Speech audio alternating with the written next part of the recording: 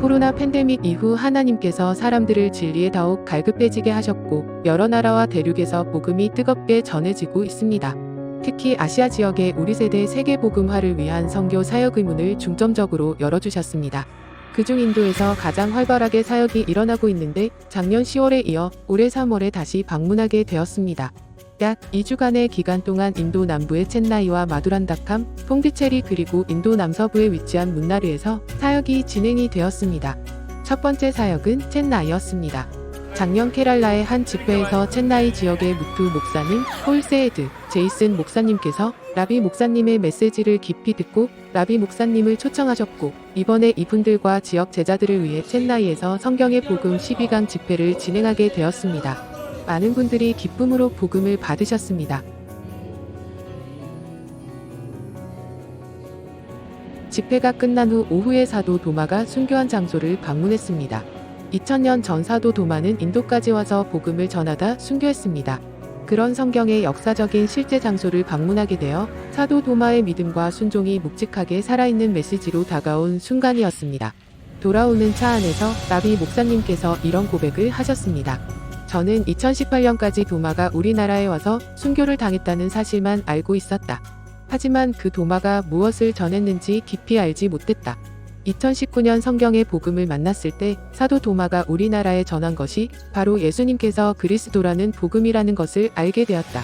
사도 도마가 2000년 전에 우리나라에 전한 복음이 지금 다시 우리 손에 들려진 것이다. 저는 믿는다. 인도 전역이 예수님께서 그리스도시라는 성경의 복음으로 전도될 것이라는 것을 오늘 성경의 복음을 우리에게 전해주신 분들과 함께 사도 도마가 순교했던 곳을 같이 방문하게 되어서 너무 기쁘다. 감사하다. 마음이 뭉클해지는 고백이었습니다. 한편 첸나이 집회 중에 펀자비에서 제자들이 오셨습니다. 인도의 최북단 서쪽 끝에 위치해 있는 펀자비에서 사흘간 열차를 타고 오신 것입니다. 이미 복음에 대한 중심이 뜨겁습니다. 첸나이의 두 번째 집회는 무투 목사님의 교회에서 진행했습니다. 이분이 속한 교단 산하의 타밀나두 지역에만 해도 교회가 몇백 개 있습니다. 이번에도 많은 분을 연결해 주셨고 말레이시아의 선교 문 또한 열어주셨습니다. 한편 조슈아 전도사님은 이번 첸나이 집회의 통역으로 도우셨던 분 중 한 분이십니다. 첫 강의 통역 후 바로 강의 녹화본을 요청하실 정도로 큰 은혜를 받으셨습니다. 저는 성경을 많이 읽었고 강의도 많이 들었다. 그러나 한 번도 예수님이 그리스도시라는 말씀을 들어본 적이 없다. 이 메시지는 강력한 계시다. 어제 집회를 다 마치고 나서 교재를 계속 읽어보았다. 이 귀한 메시지를 전해주셔서 감사하다. 이번 집회 전체 통역과 강의 하나를 감당하시며 더더욱 은혜를 받으셨습니다. 첫 집회에서 은혜를 받고 멀지 않은 곳에서 또 집회를 한다고 하니 한달음에 달려오셨습니다. 이번 사역에서 허락하신 가장 큰 능답 중 하나입니다. 집회 중간에 라비 목사님께서 한 남매를 데리고 오셔서 소개시켜 주셨습니다. 이 남매의 아버지는 UESI의 사무총장이십니다. UESI는 인도에서 크고 영향력 있는 단체입니다. 사무총장이신 그분은 라비 목사님의 어린 시절에 멘토셨던 분이십니다. 라비 목사님께서 이분을 찾아가 성경의 복음을 나누셨고 사무총장님은 제자가 전해준 복음을 기쁘게 받으셨습니다. 또한 얼마 전 라비 목사님을 통해 UPF와 UESI가 MOU를 맺게 되었습니다. 인도 복음화를 위해 일하는 귀한 단체를 성경의 복음으로 돕게 된 것입니다.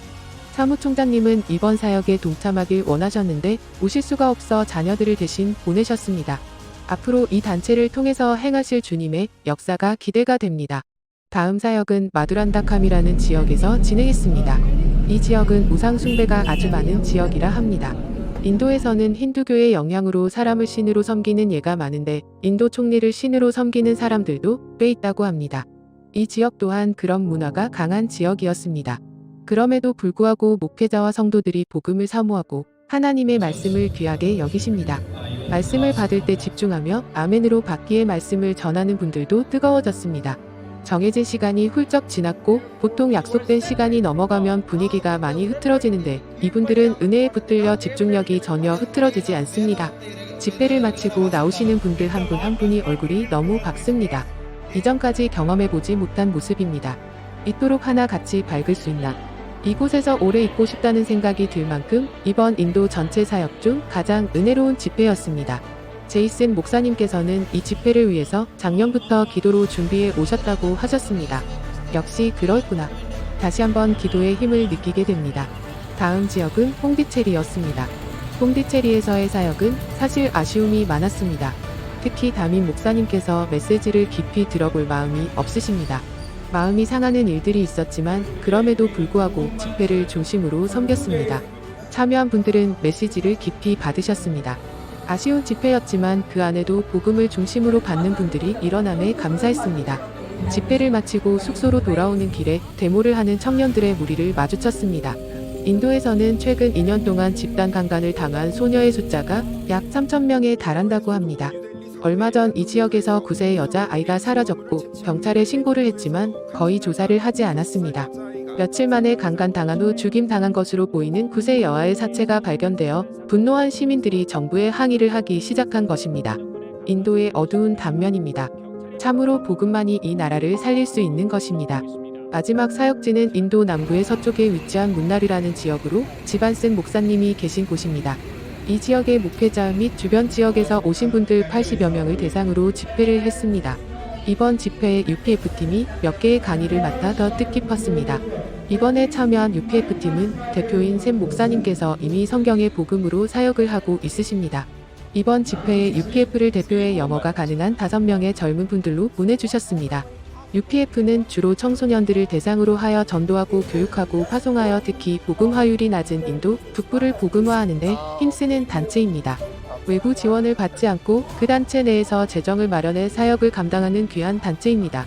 이 단체의 리더 중 한 분이신 어거스틴 목사님이 라비 목사님을 통해서 복음을 받고 그분을 통해 다른 리더들과 단체의 대표 샘 목사님께도 전해졌습니다. 그 후 지난 인도 사역대에도 UPF의 대형 집회에서 메시지를 전하기도 했었고 코로나가 한창일 때는 거의 1만여 명이 모인 중 모임에서도 메시지를 전하며 함께 사역을 해왔습니다. 문나르 집회엔 변수가 많았습니다. 일단 집회 둘째 날은 이 지역의 교회들이 다 금식하며 기도하는 큰 축제의 날이었습니다. 첫날에 비해 목회자들이 많이 참여하지 못할 것이라 예상되어 초반의 분위기가 어두웠지만 하나님께서는 기막힌 역전을 허락하셨습니다. 집회가 진행되는 동안 한두 분씩 더해지기 시작했고 결국 생각보다 많은 인원으로 채워졌습니다. 그뿐 아니라 집회 끝난 후에 여러 사람들이 찾아와서 라비 목사님께 받은 은혜를 나누고 연락처를 교환합니다. 놀라운 반응이었습니다. 가장 준비가 안 된 지역임에도 불구하고 하나님께서 준비하신 분들을 통해 당신의 크신 일을 행하셨습니다. 이번 인도 사역을 통해 든든한 라비 목사님을 중심으로 인도의 제자들이 여러 지역에서 뜨겁게 활동하고 있는 모습과 여러 단체와의 동역하는 모습도 볼 수 있었습니다. 동시에 여러 지역 집회를 섬기면서 복음의 씨앗을 뿌리고 그 안에 예비된 제자들을 함께 찾는 소중한 시간이었습니다. 무엇보다 라비 목사님 가정과 모든 시간을 함께하면서 한 가족이라는 응답을 받았습니다. 이 모든 것을 통해서 우리 주님께서 영광을 받으실 것을 믿습니다.